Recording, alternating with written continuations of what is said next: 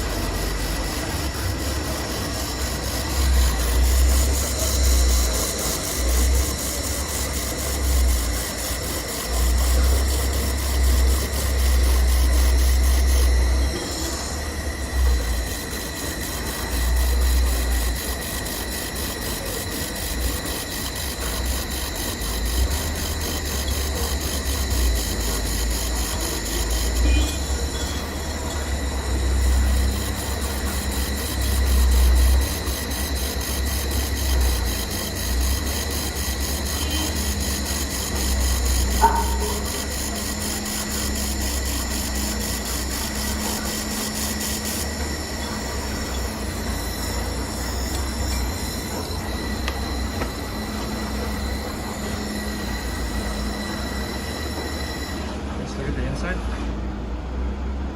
See there, we have full penetration around the inside of this pipe. Perfect. It looks pretty good. All right, so we're going to do the exact same thing, but not using a modulation setting. So I'm actually just going to use a factory preset. I'm going to look at this chart here, and it's telling me for wire welding, we're going to use stainless steel A2 as the preset program. And then for this thickness, we're going to be roughly around 500, 600 watts, somewhere in there. So I'm just going to walk over here to my welder and then put the preset program A2.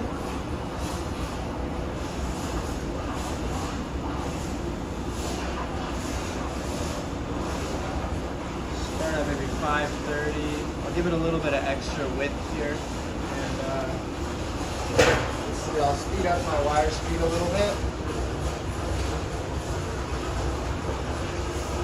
Try around 50 centimeters a minute. Now we may have to adjust this. I haven't actually done a trial with this part with the setting yet, but we'll see how it comes out right off the start here.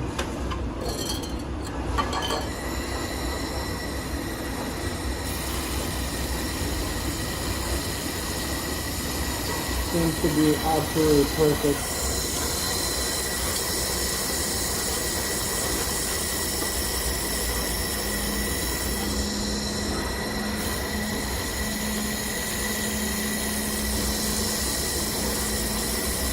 see this is much faster. The modulation gives a nice appearance, but the continuous wave weld is much faster.